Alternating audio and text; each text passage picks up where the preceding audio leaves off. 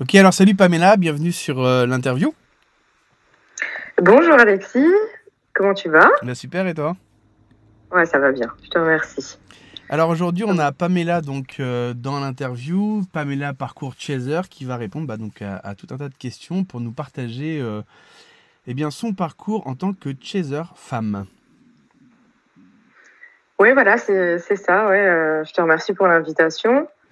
Je vais être le plus honnête possible et je t'écoute, disponible pour tes questions. Ok, super, bah du coup on va commencer par la première. Donc du coup, est-ce que déjà tu peux nous parler un petit peu de ton parcours de vie, pro, perso, qui tu es, qu'est-ce que tu fais dans la vie, etc. quoi.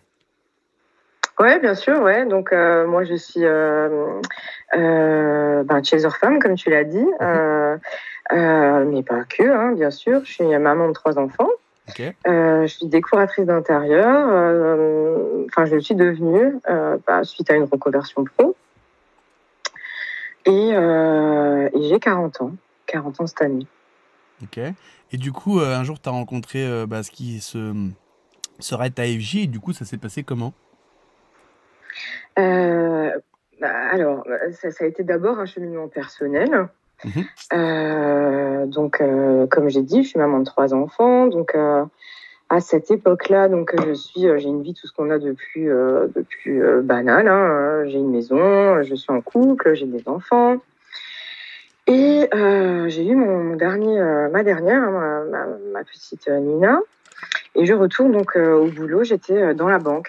J'avais un parcours assez confort parce que la société elle attend de, de, de nous, quoi. Voilà. Et en rentrant de cette dernière grossesse, ce qui se passe, c'est que moi, je me rends compte que j'ai fait tout ce qu'on m'a dit de faire. J'ai construit une belle maison.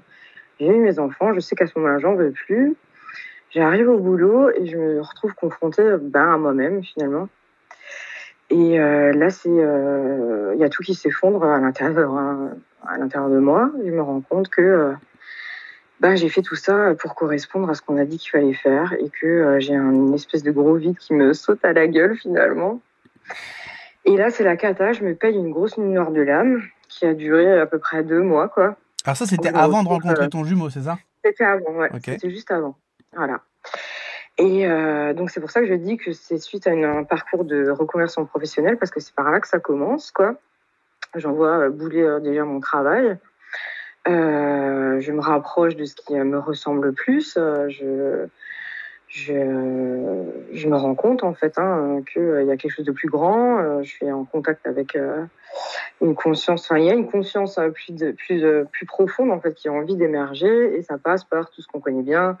Remise en question de couple, remise en question de travail, remise en question de pas mal de choses et ça commence par là. Donc je fais une reconversion professionnelle, je fais de la déco.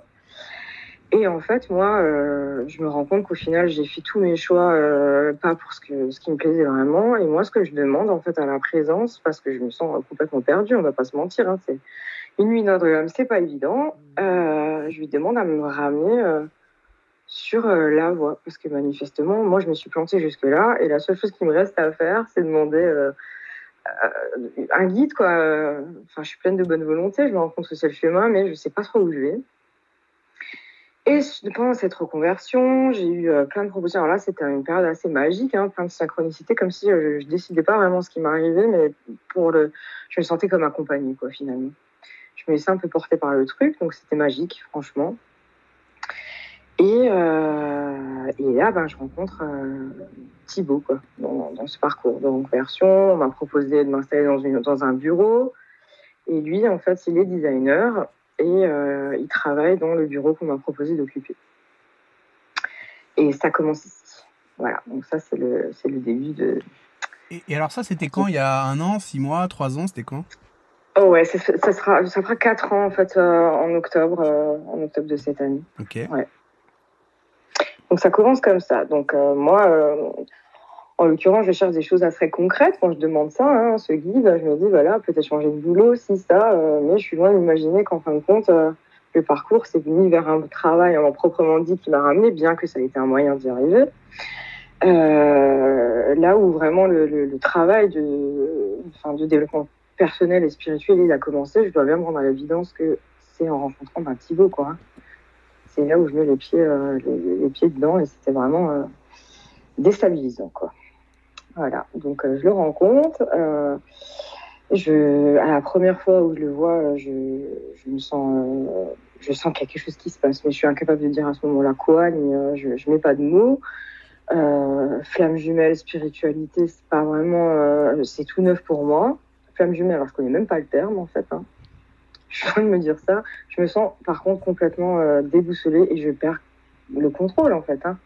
C'est ça, ouais, je perds le contrôle de ce que je ressens. Je veux pas du tout en entendre parler. Pour moi, c'est pas possible. Il a 10 ans de moins que moi. Enfin, j'ai des enfants. C'est vraiment la catastrophe, en fait, ce que je peux ressentir. Donc, je le nie, quoi. Je le nie complètement. Je fais mon boulot. Je me concentre dans ma reconversion professionnelle. Mais il y a quelque chose de plus grand qui se passe, qui me dépasse, en fait. C'est tout un tas de phénomènes. Je pense que les flammes jumelles connaissent bien, des sorties du corps, des choses assez. Et là, je me rends, quoi. Je me dis, bon, ben là, pour le coup, je me rends compte que c'est pas du tout de l'imagination, en fait, hein, que quoi que ce soit qu'il en coûte, il faut que je vive cette relation, quoi. Il faut que je vive cette relation. Et du coup, elle s'est passée comment? Parce que du coup, si tu l'as rencontré, lui aussi t'a rencontré. Donc du coup, après, il s'est passé quoi? Après, donc pendant... alors, je pourrais plus vous dire exactement... je pourrais pas donner de date, mais c'est sur quelques mois, disons 3 ou 4 mois à peu près. Donc, il se passe pas grand-chose. En fait, je me rends compte que je l'aime, en fait, hein, ce gamin. Parce que pour moi, c'est un gamin, il a 10 ans de moins que moi. Donc, je l'aime. Je veux son bien, mais je refuse complètement toutes les sensations. Parce que physiquement, c'est très fort. Physiquement, c'est beaucoup plus qu'une simple affection. Ça, je veux pas l'écouter. Enfin, ça implique tout, quoi. Je perds ma maison, tout ça. Donc, je laisse... je m'éloigne le plus possible. Et à un moment donné, donc on se rapproche, on discute beaucoup, et je vis toutes ces expériences un peu spirituelles étranges. À ce moment-là, j'ai toujours pas conscience, je n'ai pas de mots non plus, hein, flamme jumelle, machin, tout ça. Par contre, je cherche alors tout ce qui est possible et imaginable pour me dire mais qu'est-ce qui est en train de t'arriver, ma pauvre, attends, t'as quand même une famille, t'es pas encore en train de me faire une crise existentielle, me dire bon voilà, tu vas te rapprocher d'un petit jeune pour te sentir vivre ou je sais pas quoi. Donc je m'assure qu'en fait c'est pas quelque chose de cet ordre-là, je me remets en question, c'est vraiment la panique.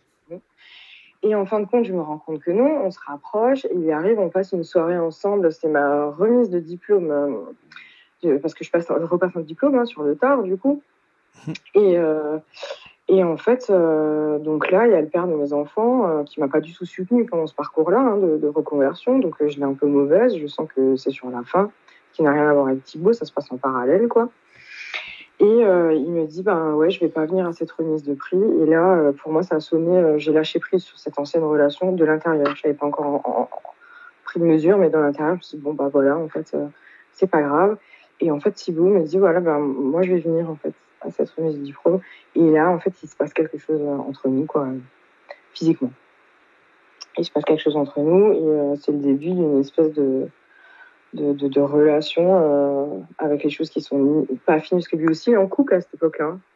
Ils sont pas finis ni pour moi ni pour lui, donc c'est très compliqué, mais pour le coup c'est ce qu'on peut assimiler à la phase de lune de miel que tu décris, que les femmes jumelles décrivent, c'était magique, quoi, hors du temps. Mais pas vraiment sain, en tout cas dans nos environnements respectifs, quoi. Ok, donc du coup, et après, il s'est passé quoi? Parce que là, c'est la phase d'une demi, elle a duré à peu près combien de temps? Voilà, donc cette phase, elle a duré à peu près 6 mois. Donc moi, pendant ces 6 mois, je romps très, très vite hein, avec le père de mes enfants, de manière concrète. Lui, il rompt aussi avec son ex-copine, quoi. Et on passe à peu près 6 ou 7 mois comme ça dans cette phase de lune de miel absolument parfaite ensemble. Et à l'issue, en fait, ce qui se passe, en fait, c'est que lui, il rompt avec son ancienne copine, mais sans vraiment le faire. Ce qui se passe, c'est qu'elle elle envisageait un voyage aux États-Unis, qu'elle l'a fait. Mais par contre, de ce côté, ça n'a pas été super clair. En fait, il lui a jamais dit, voilà, c'est terminé, je suis avec quelqu'un d'autre. Et ça, je m'en rends compte au bout de 7 mois, où il me dit, je vais aller aux États-Unis voir mon ancienne copine pour mettre les choses au clair.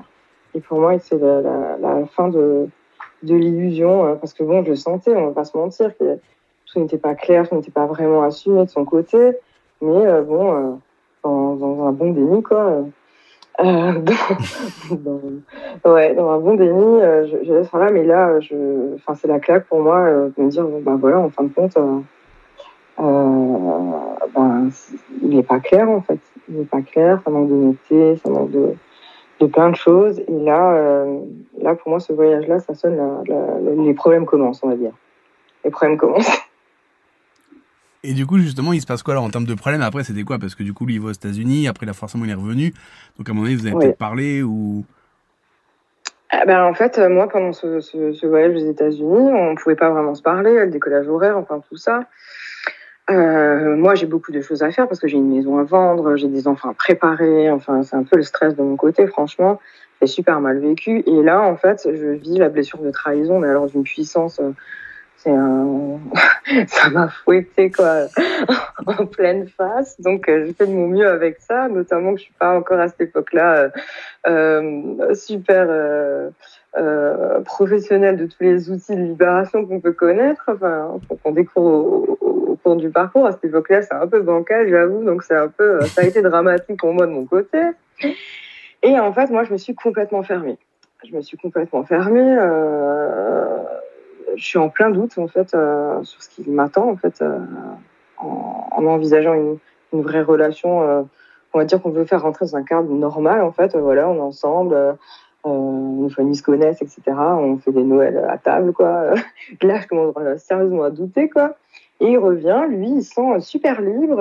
Il me dit voilà, maintenant c'est bon, on peut vivre notre truc au grand jour. Alors que moi, en fait, je croyais que c'était déjà le cas quoi.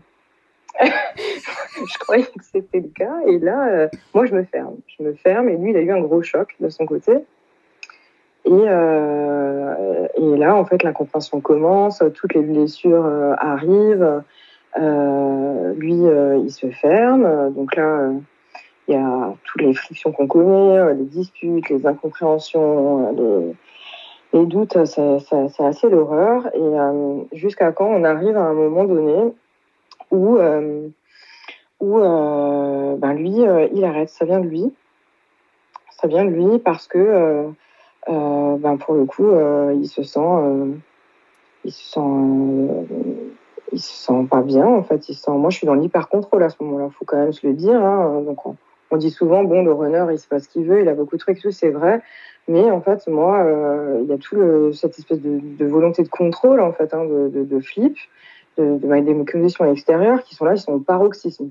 Parce que du coup, je dois non seulement virer tout ce qui concerne mon ancienne vie, mais en plus ne pas savoir en fait dans quoi je m'engage dans la nouvelle.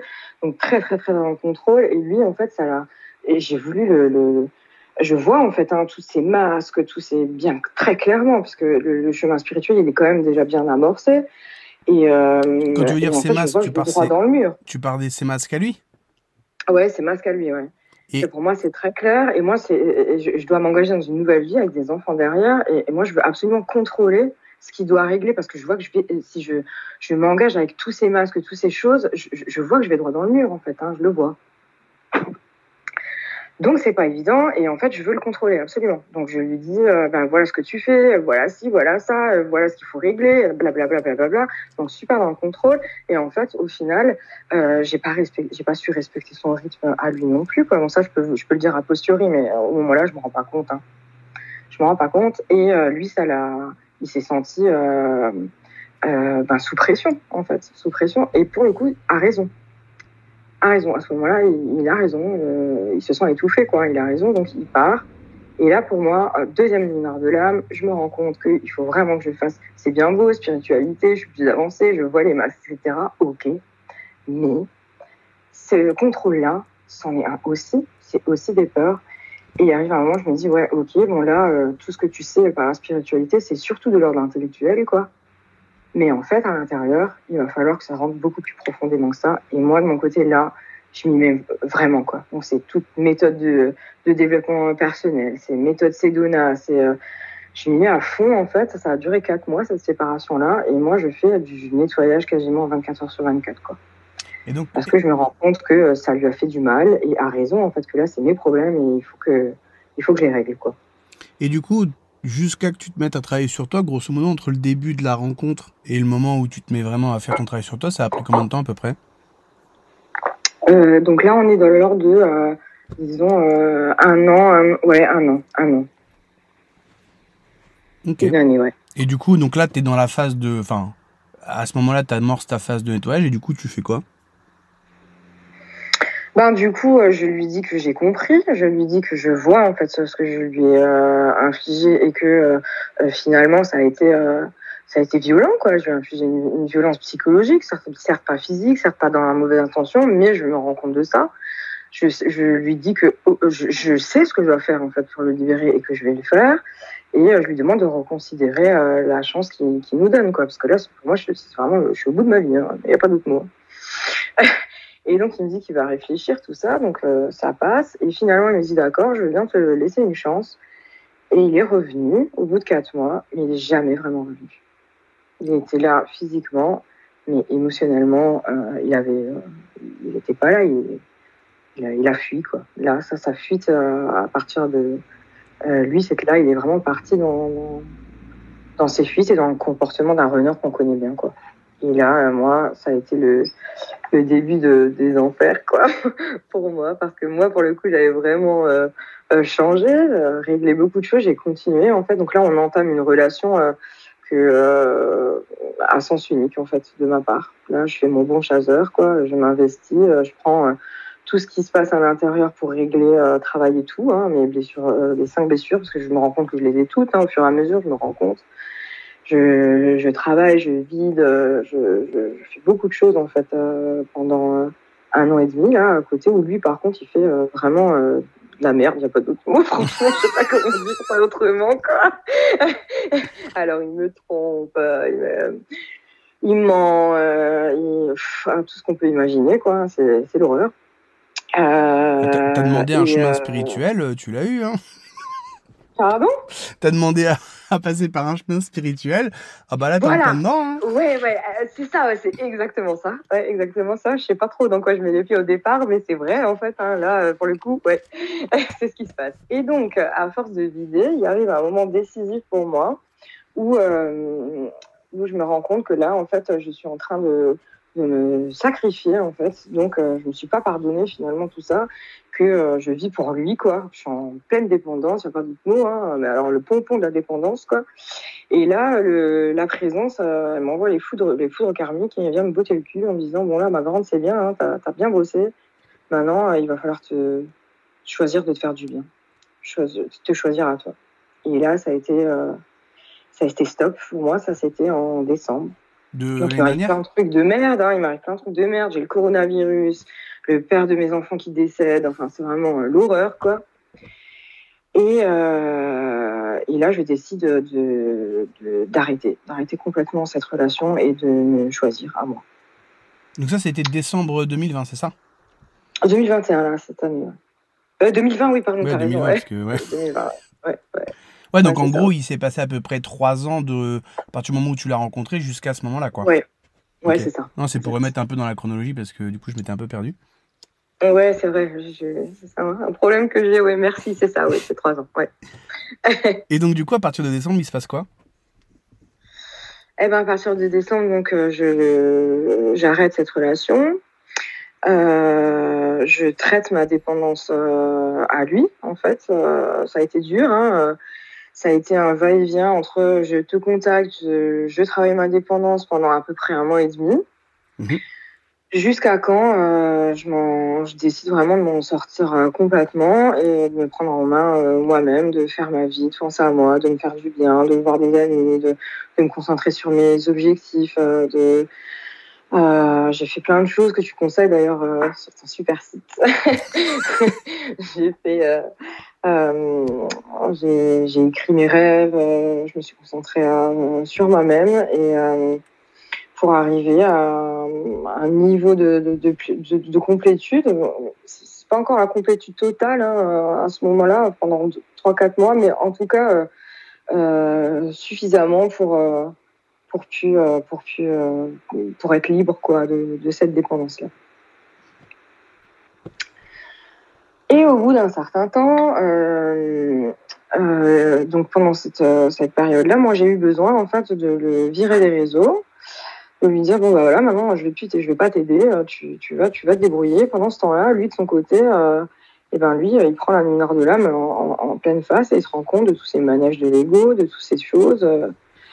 Je le renvoie vers tous les exercices que j'ai pu faire, mais par contre, je l'aide pas, je le laisse se débrouiller avec tout ça.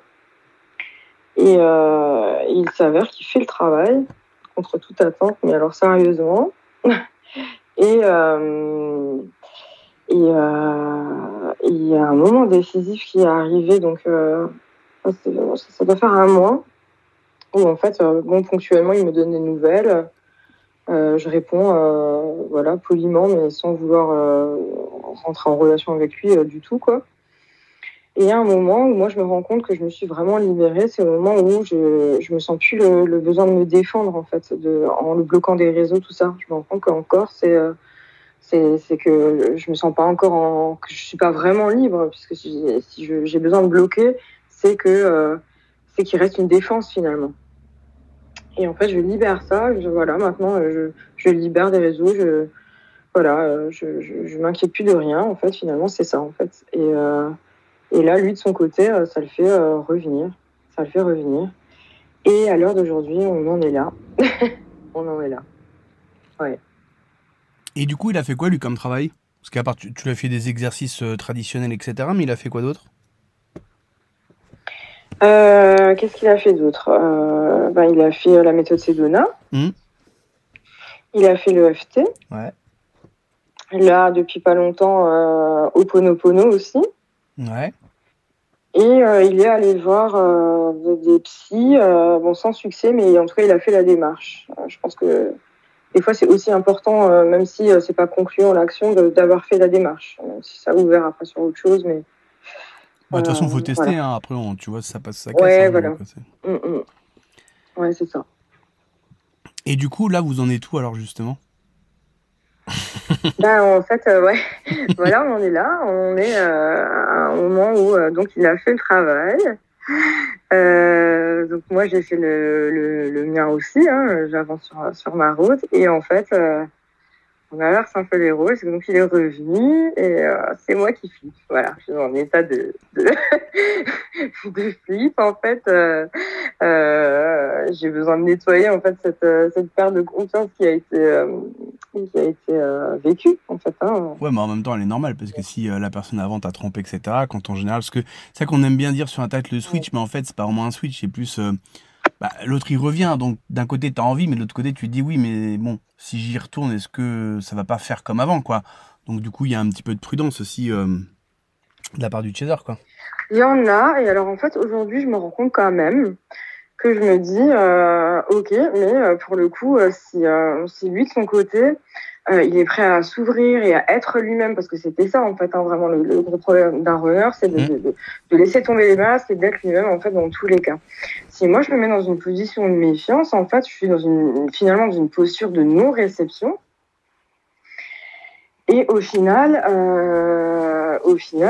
ça va pas il va falloir, enfin j'ai du boulot à moi de libération si j'ai envie de me laisser découvrir finalement la personne qui s'est refusée d'être en fait. Et pouvoir me dire en toute connaissance de cause, voilà, qui est le runner et comment je le découvre, et puis me laisser aller après ou non, après j'en sais rien, mais pour le coup cette espèce de posture de blocage, je me rends compte qu'il faut que je la vide, quoi. Ah oui, faut aller regarder, tu pars à l'aventure, quoi. Il y a une nouvelle personne qui arrive, Ouais, tu vas regarder, voir ce qui se passe. D'ailleurs, justement, il s'est passé quoi récemment? Une chose que normalement on s'y attend pas. Et qui fait que justement, du coup, t'es un peu dans le flip. Qui fait que je suis dans le flip, il me propose de recommencer, quoi. Il est vraiment motivé, engagé. Il me propose d'aller voir ses parents.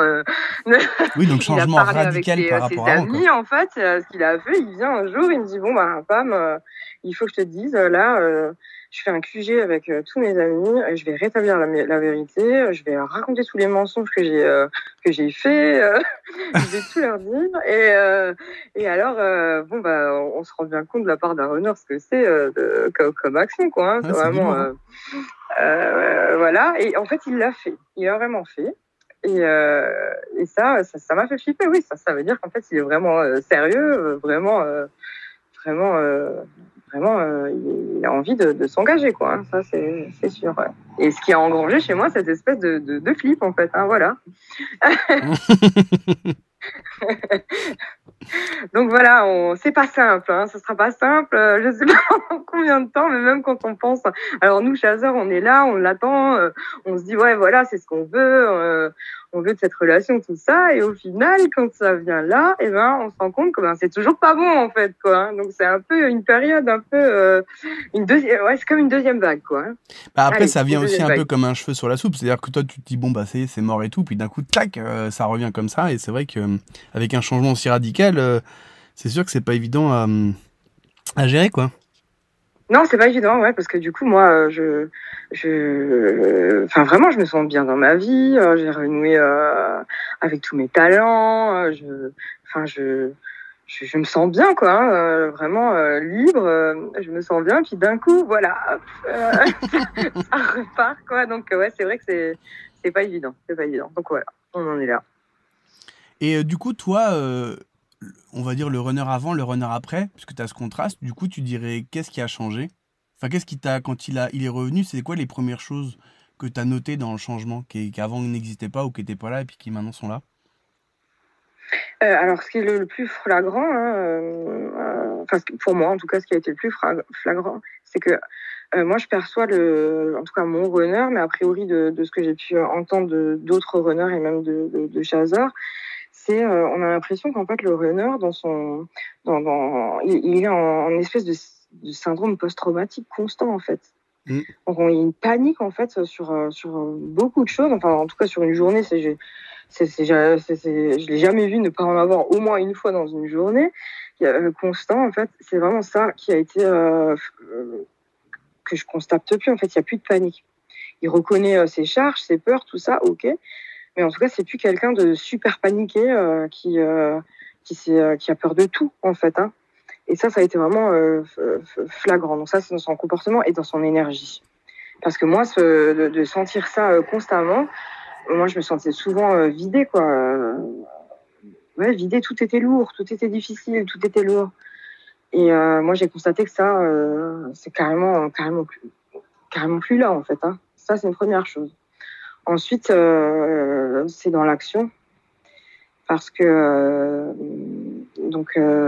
il a travaillé sur lui jusqu'à encore il n'y a pas longtemps. Donc, ça n'a pas suffi non plus à lui faire entreprendre des choses concrètement. Et là, il s'est mis vraiment à faire plein de choses. Donc, il a changé de travail, il va changer d'appartement, il a vu ses amis pour leur dire la vérité. Ça, c'est chaud, hein. Ça, c'est du lourd. Ouais, c'est du lourd, ouais. Ça, c'est du lourd. Et du coup, ça aussi, c'est vraiment... c'est pas lui, quoi. C'est carrément une autre personne, quoi. C'est clair, hein. C'est clair. Et donc, du coup, toi, ça serait quoi tes conseils à donner aux chasers? Enfin, par rapport à ton expérience? Au final, j'y ai réfléchi hein, quand tu m'as proposé cette interview et je sais pas s'il y a vraiment de conseils différents concernant le chaser ou le runner, quoi. Parce que on a souvent tendance, c'est vrai, à se dire ouais, on est peut-être plus au courant, etc. Mais au final, le travail il est le même si c'est de manière différente.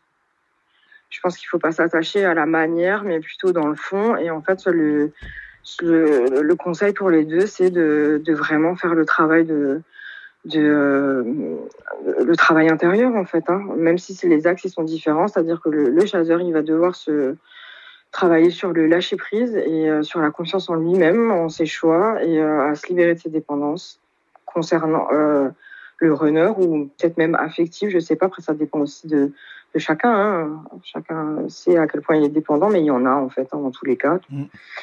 Et le runner, de son côté, à libérer ses traumas, je pense surtout, et à agir. Mais le travail, il est finalement le même en fait, hein, dans la manière, quoi. Enfin, dans les outils, c'est la même chose. Hein. Ah mais c'est ce que j'ai sur le blog, c'est qu'à un moment donné, tu apprends l'EFT, la méthode Sana, tu fais ça tous les jours sur tes problèmes, qui seront différents ou similaires en fonction de runner chaser, mais au final, la procédure est la même, et c'est vrai que dès que tu t'y mets, ça peut aller très très vite, quoi. Ça fonctionne. Voilà, si j'ai une chose à dire, en fait, c'est pour ceux qui sont à des stades où c'est un peu brumeux dans l'esprit, dans le cœur, c'est que ça fonctionne en fait. Hein, ça fonctionne pour les deux. Un chasseur, il aura peut-être plus confiance à se dire ok, je vais y arriver. Mais les runners, en fait, une fois qu'ils décident de s'y mettre, ça marche vraiment en fait. Ça fonctionne vraiment. C'est la seule issue en fait. Hein. Si on veut vraiment tirer quelque chose de positif pour sa vie, pour soi, sans compter maintenant de se dire on va vivre cette relation de façon standard dans la société ou quoi. Mais en tout cas, pour soi-même, en fait, si on veut en tirer quelque chose de positif, il faut faire ce boulot parce que la liberté intérieure, elle est magique, quoi. Elle est vraiment magique, quoi. Ouais, c'est ça, surtout qu'en plus, c'est ce que je racontais un peu sur le blog, c'est vrai que les runners, comme ils ont souvent des crises de panique ou d'angoisse, c'est vrai que c'est à la fois super impressionnant et on a l'impression que c'est un peu un Mont Everest, mais avec le FT un petit peu tous les jours, ça part très très vite. Et c'est vrai que du coup, c'est une énorme libération derrière. Disons qu'ils ont franchement un potentiel étonnant parce que du coup, ils sont très dans l'émotionnel et du coup, moi, il m'épate. Enfin, moi, j'ai le boulot que lui, il a fait, qu'il a commencé. Donc, il a vraiment bossé sérieusement dans 6 ou 7 mois, enfin, de cet ordre. Moi, j'ai quand même mis 2 ans, quoi. Hein. Ah ouais, non, mais j'ai quand même mis 2 ans parce que nous, on a ce problème de résistance, quoi. Hein. Bah, c'est la résistance, quoi, qui est vraiment difficile à traiter chez nous. Tandis que eux, ils sont moins résistants une fois qu'ils décident de s'y mettre. En fait, c'est ça, quoi. Bah, c'est-à-dire que la nature de leurs peurs, elles sont plus de l'ordre de la survie, donc elles sont plus, entre guillemets, faciles à enlever, alors que nous, c'est différent parce que le chaser... Très juste. Très juste. Nous, on s'arnaque nous-mêmes en prenant de l'addiction pour de l'amour, et donc, du coup, on veut pas lâcher. Parce que c'est le besoin de contrôle, notamment du chaser à virer par rapport à l'IM, c'est-à-dire que on se trompe souvent de cheval de bataille, alors qu'en fait l'idée c'est d'aller libérer toutes les résistances, etc. Comprendre que l'addiction c'est pas de l'amour inconditionnel. Ça n'empêche pas qu'il y ait un lien d'amour entre les deux, c'est évident. Mais bon voilà, et donc du coup on est peut-être plus présent dans les informations, les blogs, les vidéos et tout, mais dans le travail sur soi, on est peut-être un plus long entre guillemets. Enfin quand les deux sont en train de travailler, il y en a un qui est plus lent que l'autre. Une fois que le runner il s'y met, bon il va faire par exemple comme Thibaut de l'EFT. Je passe sur une base régulière et papa, il va y avoir des... Moi, je me rappelle quand je l'ai eu au téléphone et tout, après session de coaching, il me demandait comment je fais ci, comment je fais ça, etc. Et hop, il s'y mettait direct, il mettait en application. Bon, après, on avance, mais ça va beaucoup plus vite, je trouve, pour le runner. Parce qu'il est moins dans une fois qu'il a capté qu'il faut bosser, il faut bosser. Le chaser, il aime bien se raconter quand même monts et merveilles, pour éviter de bosser aussi, quoi. Ouais, c'est ça, c'est vraiment ça la différence. Ça, ce que tu dis, c'est très juste. C'est que le chasseur, à un moment donné, il faut qu'il choisisse de se dire la vérité. De se dire, ok, je vais chercher l'information, machin, tout ça, ok, je suis volontaire, etc. Mais il arrive un moment où il faut qu'il se dise, ok, mais honnêtement, là maintenant, concrètement, tu vois, ton comportement, il est juste en décalage avec ce que tu essaies de lui apprendre, en fait. Et il arrive un moment, il va falloir te retourner vers toi, te regarder en face et faire le boulot. Mais aussi, si on veut éviter les foudres karmiques, ça c'est mon parcours, je suis pas sûre que ce soit une généralité, c'est aussi, une fois qu'on l'a vraiment fait, qu'on sent qu'on a été au fond c'est aussi pouvoir dire stop, se choisir, à un moment donné, quoi. C'est ça. Et dire, ok, là, je l'ai fait, mais maintenant, c'est ton tour, quoi. Ça, c'est décisif, quoi. C'est ça. Parce que sinon, honnêtement, la présence, ça va pas vous louper. Et là, franchement, je le souhaite à personne, quoi. On sent le vécu. Ouais, c'est clair. Bon, écoute, merci Pamela, à moins que tu aies d'autres choses à rajouter. Non, écoute, je te remercie pour cette écoute. Je vous souhaite à tous bon courage, vraiment. Il y a vraiment une lumière au bout du tunnel, donc il faut vraiment y croire. Et je trouve que tu fais du super boulot, Alexis, parce que on entend tout et n'importe quoi en fait sur les femmes jumelles, ce qui n'aide pas, franchement. Et je le trouve très juste, très clair et c'est concret. Du coup, c'est vraiment un appui formidable. Donc, il faut continuer à aller sur le blog et faire les exercices.